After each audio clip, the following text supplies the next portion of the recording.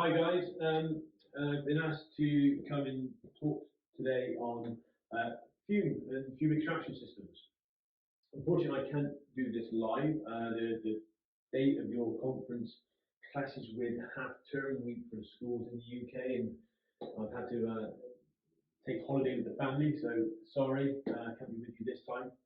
But hopefully, next time we're going to do it live and have an interactive Q&A session as well, which is always good fun.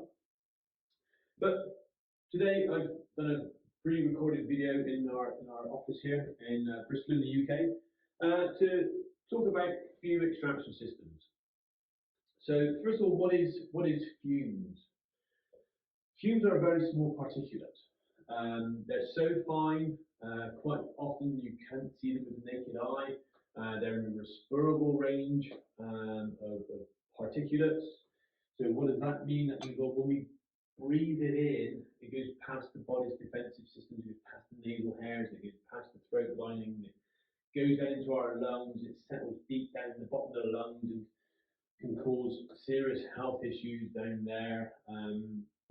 Sometimes it stays in the lungs and causes problems within the lung. It can, it's very, very fine, go through into the gas interchange section. That's biology, that's not what I do. I do nuts and bolts in engineering, but you know where it's going. It gets down into the lungs. It can cause you problems. It doesn't want to be there. We don't want fumes in our lungs. So we tend to put control systems in place to prevent that and to stop that from happening in the first place. So okay, so what do these control systems look like? What do they consist of? What are we going to do? So before we go into the controls, we need to understand the process. It's one of the key things with LEV engineers. We see this as the difference between LEV and ventilation engineers. Ventilation engineers look at the ducting and the fans and how to control the environment. LEV engineers look at the process. What are the person doing? What is causing the release of those emissions in the first place? Yes, we do the ducting, the fans, and the nuts and bolts side of it, but that's secondary to what we're interested in. We're interested in protecting that operator's breathing zone. We don't want anything going into that. So what is the process that they're doing which is causing that fume generation to go into their breathing zone, to put them at risk? So we need to look at that. Now, a lot of fume extraction or fume production is generated by hot processes. I don't recall or can't think of any cold processes that generate fumes. It's usually a hot process. And because it's hot, fumes tend to rise up. And the risk here is that they rise up into our breathing zone. As hygienists, you will know this, the imaginary bubble around your nose, 300 mil from your nose, basically head and shoulders. We don't want anything coming through that breathing zone. So we need to control that. But if we're doing a process and we're welding or solder pots or whatever it is, that hot fume is going to rise up through our breathing zone. So we want to prevent that somehow. So, okay, we need to put some control measures in there. But before we get into the control measures, that process, what is that process? How much fumes are they generating? Can we do that?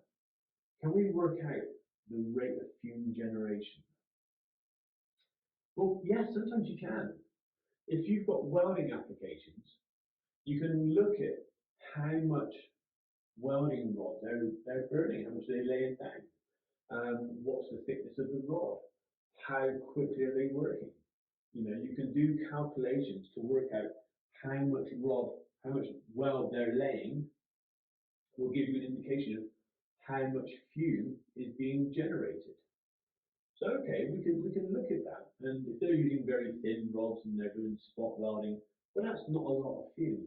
If they're using very thick rods and they're laying down big tracks of weld, that's going to generate a lot more fume. If you generate a lot more fume, you're going to need more control measure. You're going to need more extraction. You have to suck harder.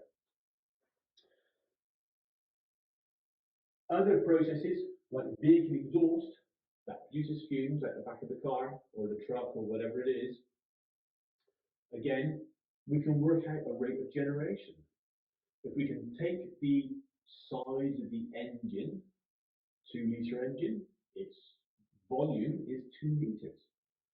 We can look at the RPM of the engine, so how many revolutions per minute.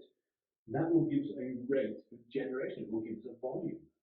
And that volume is got to come out of the exhaust pipe.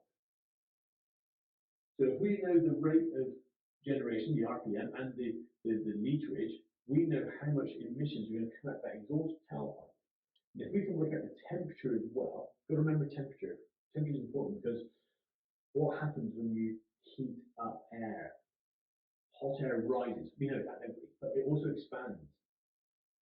So your volume, as it comes out, it's going to be expanding. So you need to have the temperature taken into account as well.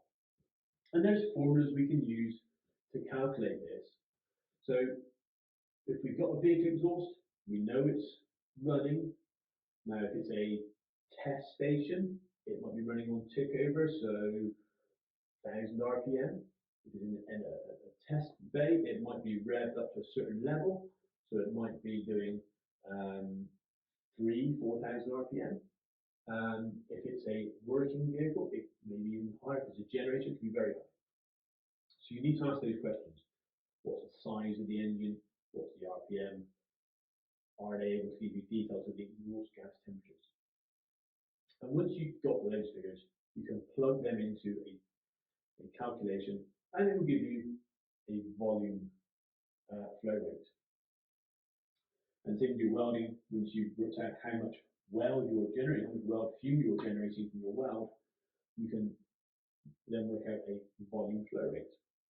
Now, when it comes to designing your LEV, you need to take that volume away and a bit more.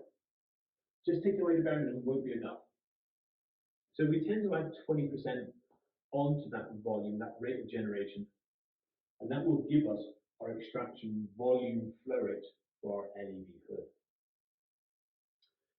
Now, when we look at the LEV hoods, which one do we want to use for different applications?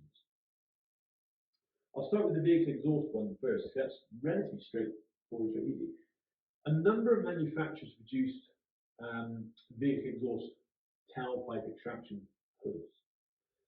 Some of them fit over the exhaust tailpipe and they clamp and seal around the tailpipe. You've got to be careful with those because when you seal around the tailpipe, you're actually sucking through the engine. You're pulling the fumes from the engine. Now, if that's a test bay and they're doing an MOT or a test on your vehicle, and you're dragging the fumes from the engine, that's going to give them false readings. So we tend not to like them too much.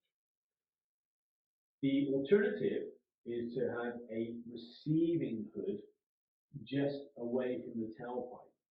So as the engine releases the emissions into the air, the extraction system takes it away.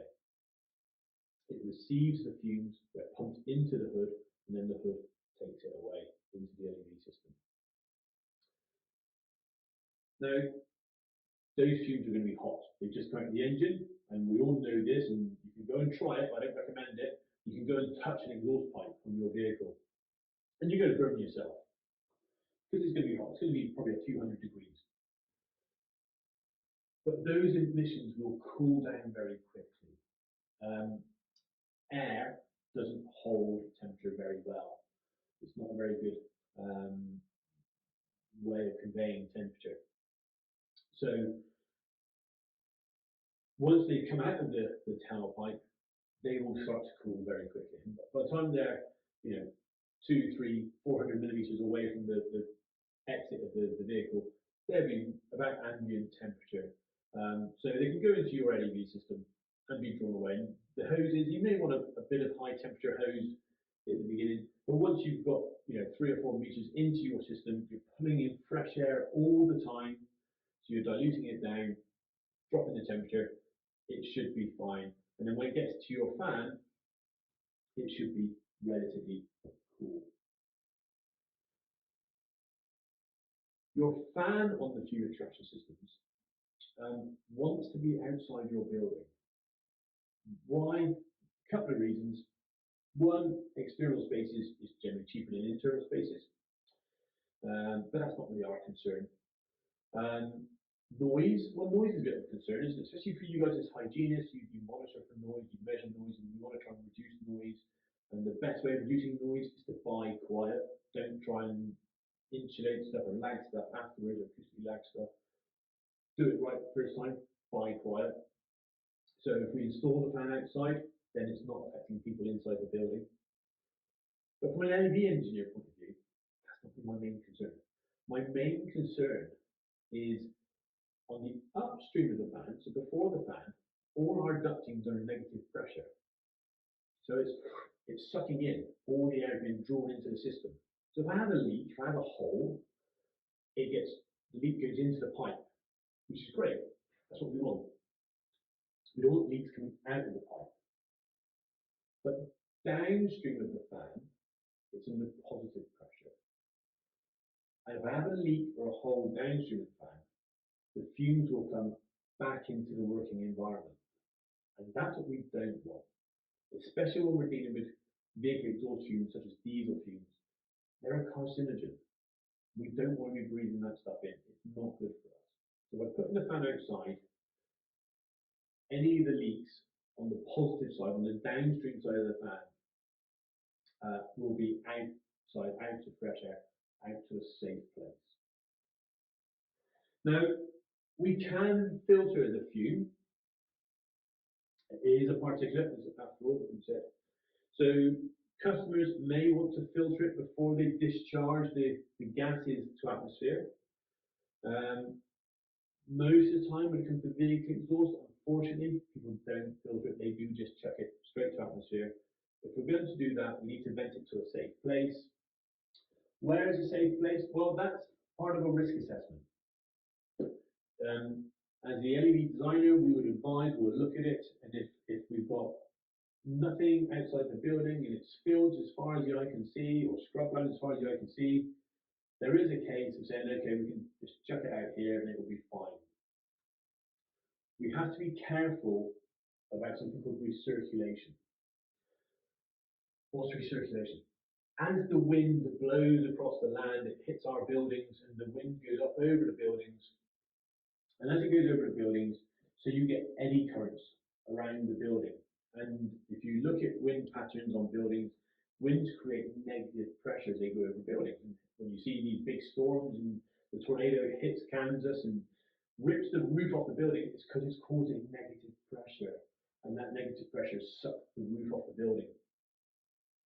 So you can, from the wind blowing over the building, you can get these negative pressures acting on the building, which can grab our fumes and pull them back into the building. So we get something called recirculation. So we need to make sure we don't get that. How do we do that? Normally, we put a stack up the side of the building and we discharge the stack above the roof of the building. How far above the roof of the building? You can try and calculate, there are some calculations you can do. But the rule of thumb is about 3 meters. That will penetrate what's called the boundary layer, which is this layer of air which exists above the building, this dead zone, where if you discharge within the boundary layer, there's every chance the fumes will come back in. So we penetrate that boundary layer by putting a stack up beyond it, and then the fumes will disperse, hopefully, to a safe place. When I roll back and talk a bit about welding, so that's sort of vehicle exhaust and general fume extraction. When you look at things like welding fume, now, vehicle exhaust is quite easy because the vehicle is usually in a bay or on a ramp or which is not moving when they're trying to test it. Sometimes you do get moving vehicles, and LED doesn't really work on moving vehicles. You can get extra different types of filters on their exhausts. But when we come to fume extraction with welding, we have a few other complexities to throw into the mix. again, we have to understand our source. How is the fume generated in the first place? And when we look at welding, we have a number of issues. Often you've got the weld, you've got the weld fume. The operator wears the shield and the visor to protect them. And you hear these myths about when they're working, the fume comes around their head, it doesn't come into there because the visor stops it getting into their breathing zone. I think we've debunked them now in the industry, haven't we? I think a number of people have done monitoring and shown that actually you can get fumes inside the visor. That to say the visor protects them, it's not really accurate. So we still need other controls in place. Welding isn't a stationary process. Yes, you might be doing a spot weld, and that weld doesn't move. But you will then do another spot weld and another spot weld. So the spot welds don't move, but a welder doesn't move. If you're welding two plates together, you weld along the seam, along the joint. So again, it's not static, it's not stationary. So we have a problem there. We have a moving source. But also, if you look at welding and you stand there and study it, there are other things you can do. There's better hobbies out there, but you know, someone's got to do this. If you stand there and watch welding, as they start their weld and they move along, the bulk of the fume is with the weld as it moves. But the bit they just worked on will continue to gas off, will continue to release fume into the air for a considerable period of time. Now, a lot of welding solutions we see out there in the AV world are movable capture hoods, elephant trunks, angle poise lamps, call them what you want. These movable arms, and they're easy to sell because people think, great, I can move it to where I'm working, I can move out of the way. They do have a limited capture zone. So the space in front of the hood where it sucks from, that is known as the capture zone. And the working zone, where the weld is taking place, has to be within that capture zone. And that capture zone is quite small. It's not as big as people think. When you talk to welders, they think, oh, it's so big. No, it's probably so big. So when you have these hoods positioned that close to where they're welding, it gets in their eye line, it gets in their vision, and they don't tend to like it. So that's not good. It also gets in the way, and they also have to move it. If they're working along a seam, they have to keep moving this hood to capture the bulk of the fume, which is a problem because we're moving it away from the original part, which is still gassing off. So, does our capture hood give us control? No, they don't. They give us a bit of control. They don't cover all the control. But is that okay? Is being exposed to just a little bit of welding fume, is that all right? Or is that welding fume still a carcinogen and still has to be controlled to as low as really practical? Welding is not an easy thing to control. You can have benches, welding benches. I like welding benches. Works very well. The work's done in a set place. The bench can be big enough to contain the workpiece, and all the fume is generated on the bench, and we suck it away. So if I'm stood here doing my welding, it's being drawn away from my breathing zone with extraction slots at the back. I like that. That's good. Good control. And usually, the thing with benches is they're good for the grinding process. You've got to remember, we've got to control all the exposure to all the hazardous substances. So where they weld, do they not also grind? I've never come across a welder yet who doesn't do grinding processes or polishing processes. So we've got to consider that as well when we're looking at welding. So if you've got a bench, you have your process, you have your welding, you have your grinding and your polishing, but you have your welding, and it's fixed. It's in a fixed, controlled zone. fantastic. Extraction towards the rear, pulling any fumes generated away from the breathing zone works really, really well. And in an ideal world, you put some sort of sash in there as well, some physical barrier to protect the breathing zone. Because what happens when we have partial enclosures? We have the wake effect, don't we? What's the wake effect?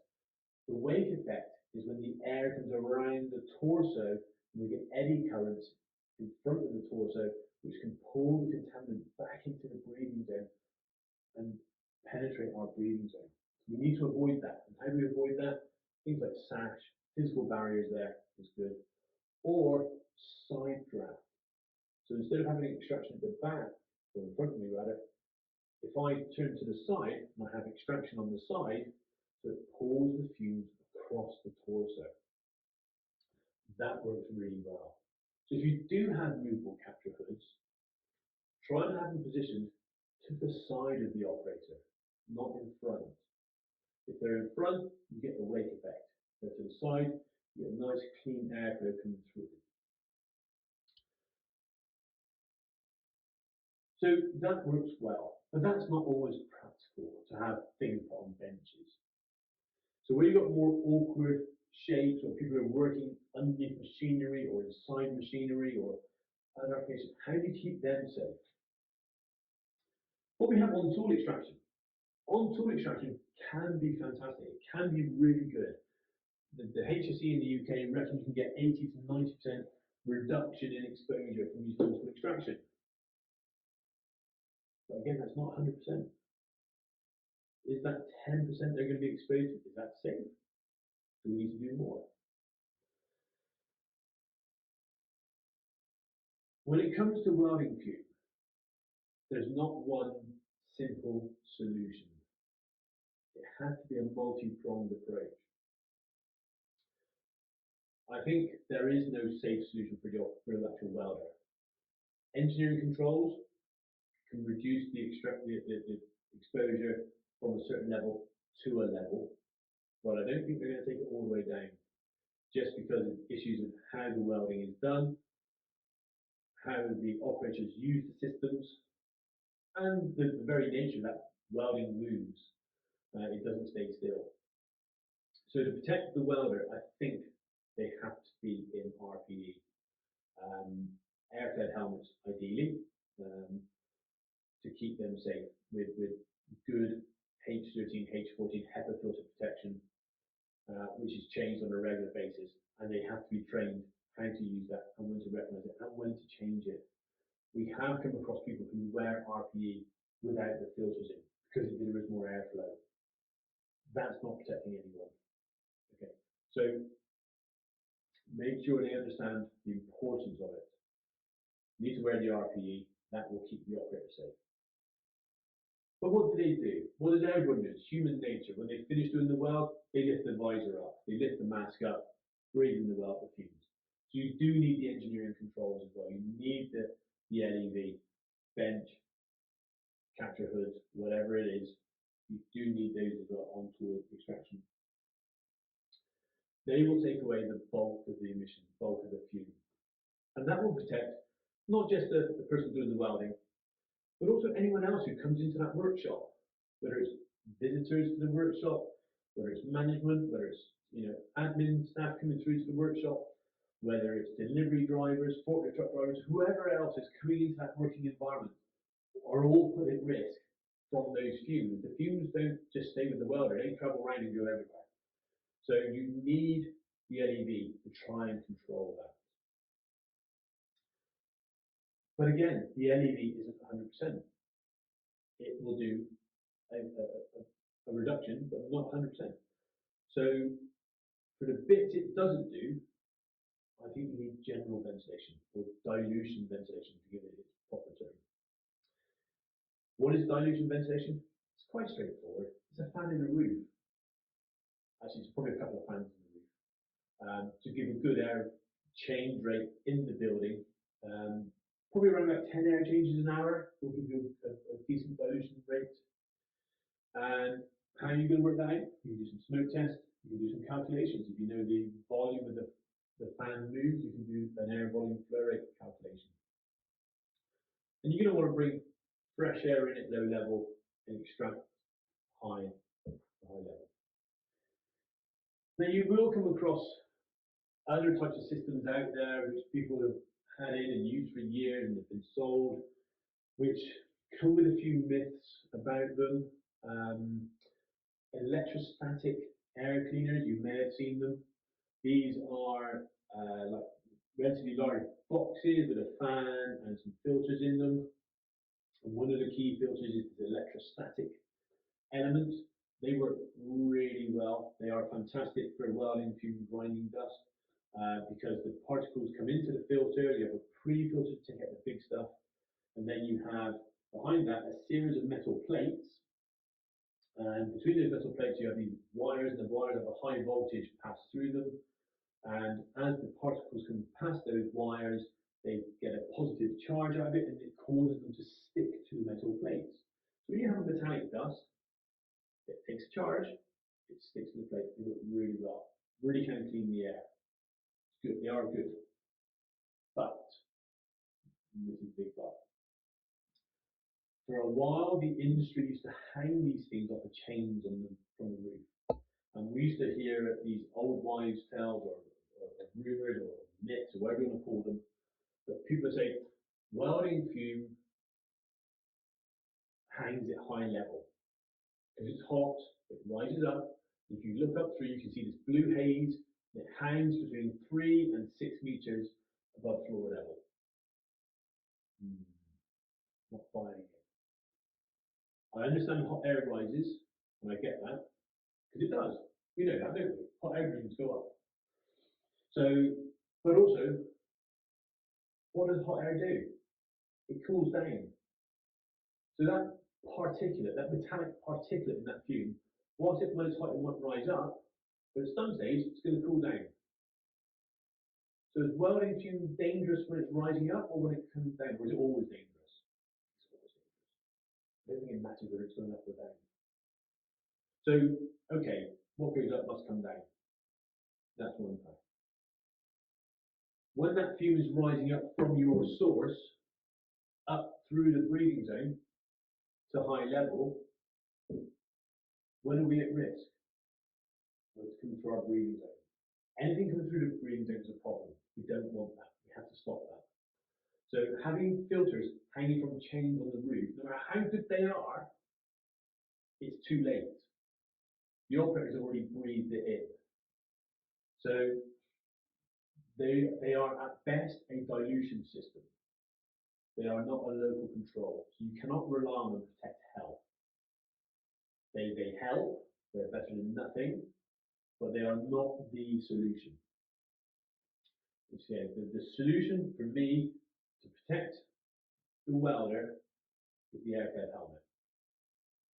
To protect the visitors and others in the area is the engineering controls and the dilution system, fan in the roof, or filtration units. Now, once we have our LED system, we've captured that fume, what are we going to do with it? We can suck it along the pipe, we can get to a fan, but before we get to the fan, we should filter it. And when we filter these fumes, we need to make sure we get a filter that's good enough for the very fine particulate that fume is. So you're going to be looking at HEPA filters, high efficiency particulate arresters. H13 is a minimum HEPA filter. That would need to have a pre-filter for it. You just put a HEPA filter in, they're very expensive, they will get blinded very quickly. You don't want to do that. So you need to have a pre-filter which is relatively cheap and disposable before your HEPA filter. Once it's HEPA filtered, it can then go through to the fan, and then you've got relatively clean air. What you can do, you can either vent that to outside, or you could, if you have the necessary controls in place, i.e. if the filter ruptures or bursts or fumes coming through the filter, you could recirculate that back into the working environment. You've got to be careful when you're recirculating anything back into the working environment, that the air is clean. Whilst welding fume is a fume and it does generate a particulate, there are also gases involved in welding, and those gases will not be filtered out of the air. So when you see these mobile units and portable units people sell, yes, they are good for occasional use or maintenance use. They are not ideal for continual use because they will not filter out the gases. Some of them will have carbon pads in them. The carbon pads are relatively thin. And when we look at carbon filters, we talk about a dwell time. How long has that filter got to absorb the gases from the air? When you have very thin filters, the dwell time is very short. So you have to be skeptical of how efficient they are at taking out the gases. So there's a risk that when you recirculate welding fume, you can recirculate the gases back into the working environment and they could cause ill health. So you need to just take that into account and consider that. Personally, I would vent to atmosphere. As we said earlier with the vehicle exhaust, I would use a stack and I would use that stack, penetrate the boundary layer, and make sure it's vented to a safe place. Okay. Thank you for listening. Hope you found that interesting.